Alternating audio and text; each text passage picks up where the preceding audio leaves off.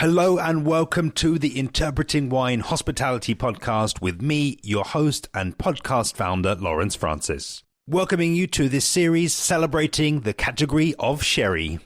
Released during Sherry Week 2019, this series will transport you to the region via conversations with Señor Beltrán Domecq of the Consejo Regulador and winemakers and owners of several bodega houses in the region. Sharing this information in podcast format, a first for the region. These 9 episodes will bust some myths about sherry that still exist in the marketplace and educate and attract a whole new audience of sherry drinker. So without further ado, here's today's episode of the series.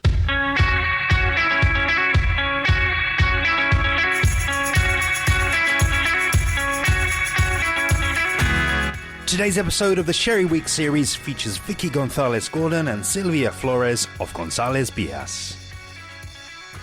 In this conversation, International Marketing Manager Vicky and winemaker Silvia share their origin stories, give us an overview of the González Byass site. We talk in Rama, its short and long-term history. We discuss sherry in the market and attracting young drinkers. And we look ahead through the lens of diversity in Jerez. Enjoy. Well, I'm Vicky Gonzalez-Gordon.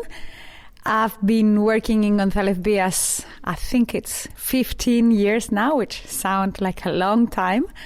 I am the international marketing manager for all the wines. I am part of the family that owns the company, the González family.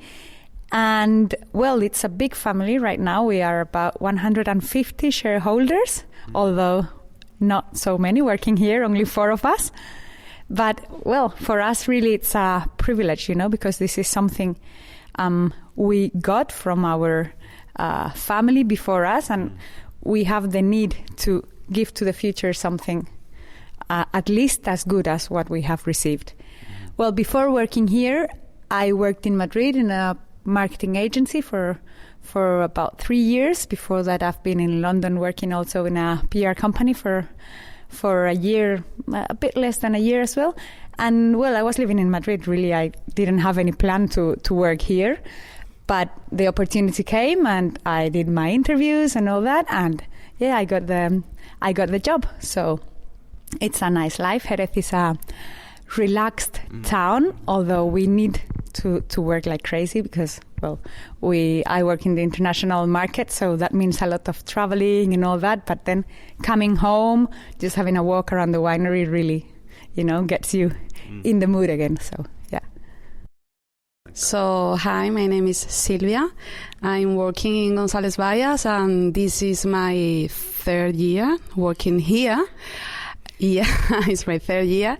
But certainly, I always been connected with this company due to my family because my grandfather was working here, and my father is still working here. He's the winemaker, and I'm the assistant of winemaker. And yes, and I have the opportunity, the big opportunity to work here. So before of that, I was working as a sommelier in many restaurants from Spain, and I was studying retail management because I was working in a big retail company from Spain called El Corte Inglés. And then, so I have the opportunity to work here and to work with next to my father and to learn about the sherry and day by day here in the winery. Very much linked to what we were just talking about. I wonder if you would just fill in, really, for our listeners, a bit about where we are and a bit about the history of where we are, just to orientate them to where we are standing right now.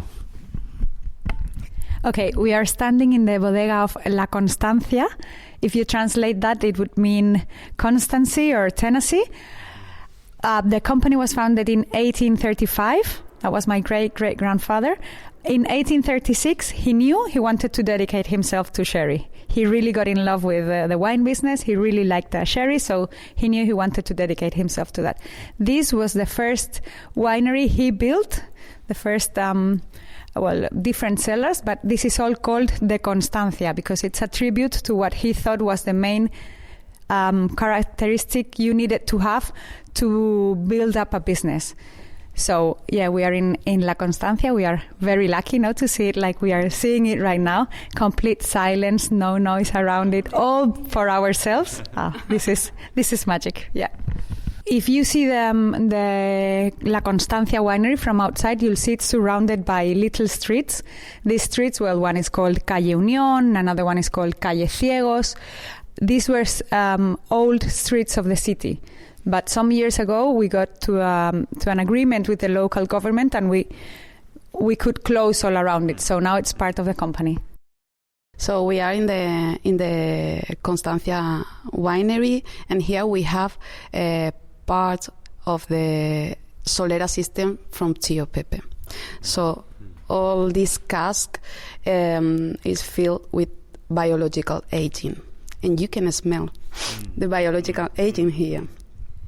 So if you see, you can see the mark on the top of the cask with the selection of Tío Pepe and Rama has. You can see the cross and the stars because here we chosen only 67 casks from the selection from Tío Pepe and Rama.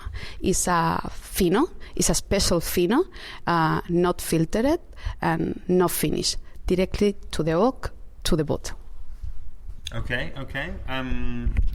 I think I'd ask again. I think this style en Rama is something that personally I didn't know too much about before coming here. I certainly, being based in London, I think we are really open, and a lot of the sommeliers in London are very open to wines that haven't been filtered or maybe have a slightly different appearance than the consumer might expect. Kind of orange wines or wines with kind of some sediment. So I just wonder, from your perspective, what have you seen as like the evolution of this style?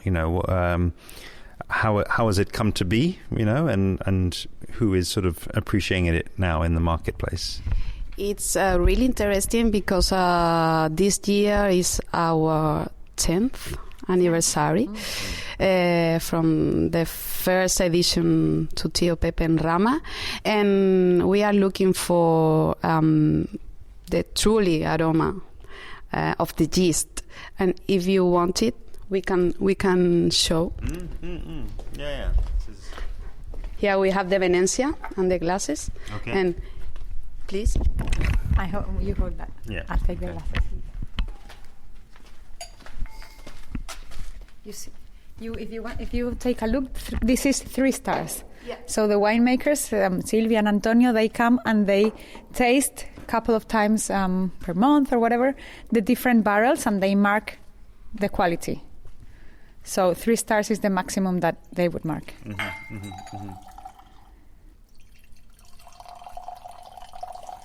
The Venencia is very relevant. You see, this is the yeast, the flor. This is the alive part of the wine that gives the character to the fino. And we use this instrument because if you saw a barrel, it's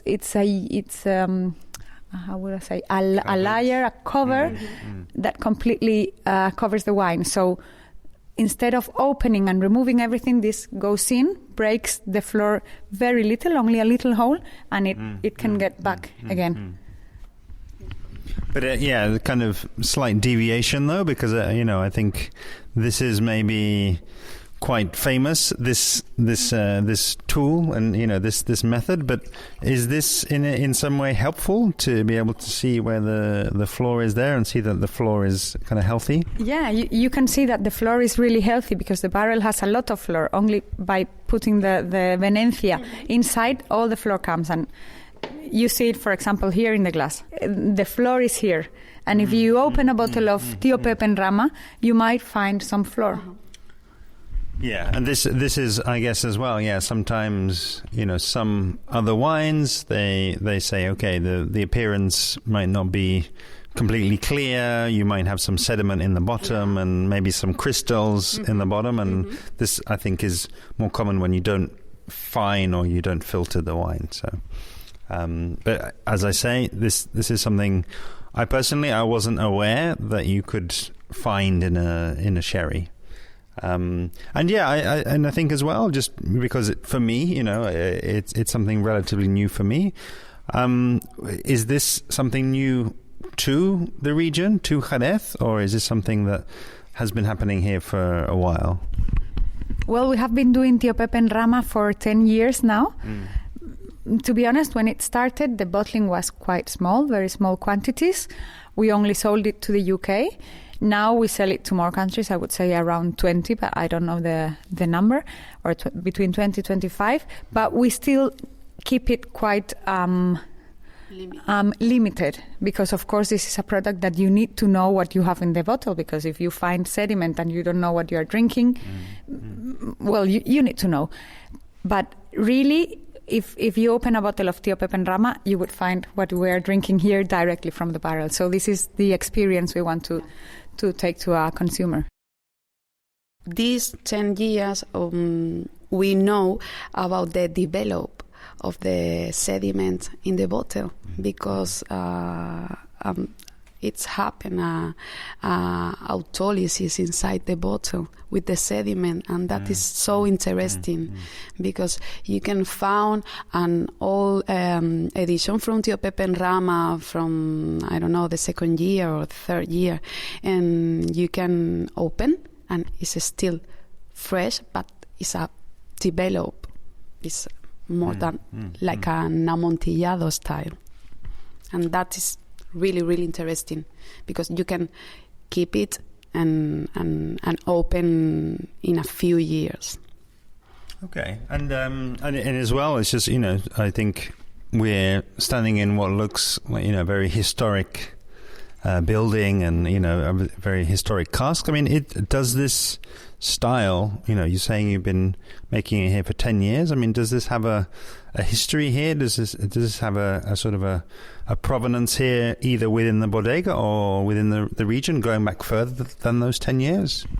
Well, González Byass has been a winery dedicated to biological aging nearly from its origins, because we have, well, the González family, we never throw anything away. So we have an historical archive, which is incredible. We have all the documents from the first 100 years over there, and everything really well organized.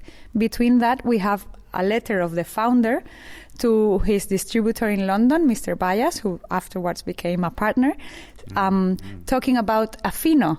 So that was 1844, means that González Byass has been producing Fino at least since 1844. And well, en Rama is just the way that we are drinking it now, directly from the barrel. Yeah.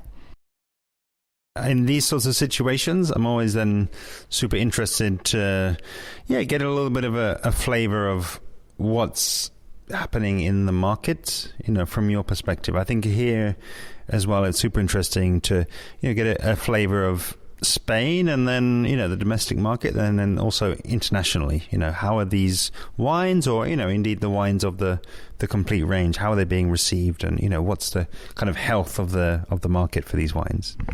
Well, what we have been seeing in the past 2 days in Copa Jerez is, I think, a good reflection of what's happening in the market. If you look at big numbers, the sherry category is quite plain. But then if you look at specific wines, as special bottlings as this one, things are happening. Well, we have the really top gastronomy, which is really interested. And, well, I always say that we need to be very thankful because they are our voice in the restaurant, and they defend our wines, and they create dishes to highlight our wines, which is really, really good. Then we have the tabancos, or the sherry bars. Well, if you have been in Jerez, you have seen a tabanco, but now you can see a tabanco in London or in Australia or in Japan. So the interest is there. And then there's also the move of sherry mixology, which is also bursting right now. So we call it the sherry revolution. You know, things are happening, and we are really, really excited about all these movements. Okay. I'm going to say anything to add, Silvia? No, yeah, because okay. the trend is changing now. Sherry wines and here in González Byass, we are focused on the quality, and we are develop new projects focus on the quality and focus on the unique wines that we have in our wineries. Like an old vintage or very unique wines like Fino d'Añada. It's a vintage Fino. So different ways to show the people that we have unique wines, and it's so special. And I would like to approach to young people and to know all the knowledge about sherry, and to teach them and to show them all the concept about the sherry wines, because it's very complex to understand. And I don't know, maybe. Well, I'll say this here because literally that was going to be my next question. You know, I mean, you know, you're both young, you're both working in the industry here. I'm just, really curious to get a sense of, you know, what are, I guess, some of the ways to approach younger people, you know, to get them interested in the category, because at the end of the day, it can't just be a drink of older people, you know, or you know, a certain demographic. It's something that you have to bring new people into. So I'm just wondering, just maybe from a personal point of view, you know, what are the things that you think you're doing and maybe you could be doing to bring new people into the category? Yeah, because we have a style of wine that it's has a versatility and different flavors and very unique aroma, and that is the key to pairing with different style of food. And you can serve by the glass, and you have the possibility to know about different style and to choose one style of them.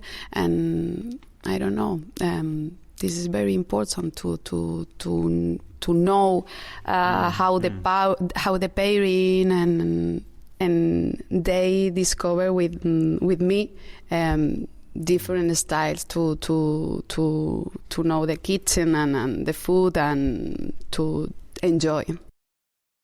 Talking about young people, I think something that has now changed is that we are not scared or afraid to ask questions anymore. Yeah. Like some years ago, wine was something like you needed to be really respectful about. Now people are much more open. So if you like something, if you don't like it, if you don't know anything about a wine, you're more open to ask, which is good, no, for our category, because really sherry needs to be explained. So if people are open to asking questions, for us it's really good. For example, I drink wine every day when I get home, I put my kids to bed, and then I am preparing dinner. I open the fridge, I serve myself a glass of wine and maybe some olives, a bit of cheese or something while preparing dinner. That is the best moment of the day. So I invite everyone to try that one. Sure. Okay, and I think probably the final question for me is, I just invite you. It's really interesting to, have you both here with, quite different jobs and different perspectives, and just invite you to, I guess, look ahead, look to the future, and, tell me about, what is it that you're either looking forward to or particularly excited about? Okay. For me, it's very, very, very exciting to work here, and it's a big challenge also, because imagine you can keep all this wine and show to the next generation in the same way, and that is not easy, but it's a big challenge. and I don't know. I think to do my best of me. It's only a small challenge, no, to keep the wines and keep everything going for the next generation. Okay.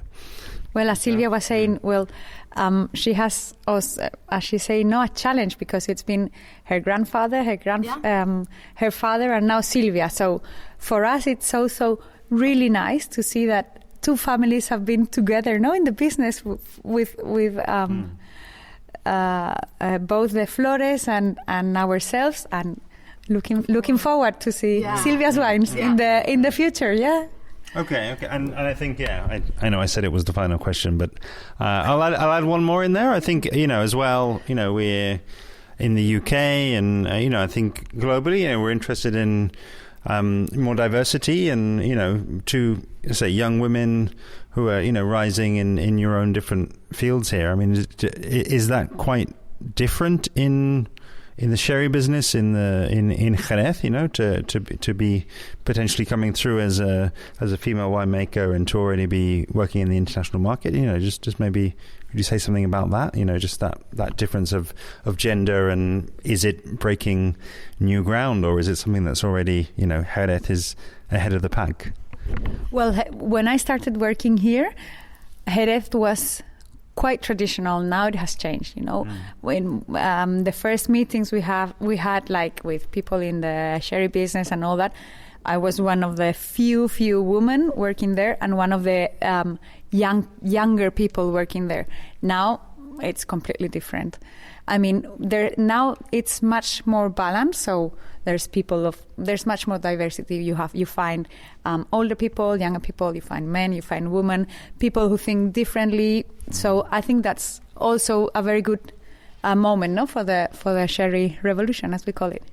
Okay, and here's up on the winemaking side. Yeah, I agree with Vicky, because we are the new generation, and I think that in all the big wineries from sherry, the first winemaker is a woman. For example, in different wineries, Williams or in another wineries, you can find a woman in the winemaker team, and here also. And I don't know, it's different. It's the new generation, and you can find men and women, and it's así. Thank you so much, Vicky and Silvia. I think through your thoughtful, honest responses, you offer a lot of insight into the current state of sherry. You can, of course, find below the González Byass website and Twitter handle. And as we near the end of the Sherry Week special, it would mean the world to me if you'd leave a review for the Interpreting Wine podcast, letting me know how you found this series and indeed any other episodes. To do so, please head to interpretingwine.com/review and follow the instructions there. The next episode, 333, marks the end of the Sherry Week series. But we go out in style as I sit down with one of the founders of Seco Sherry. See you then.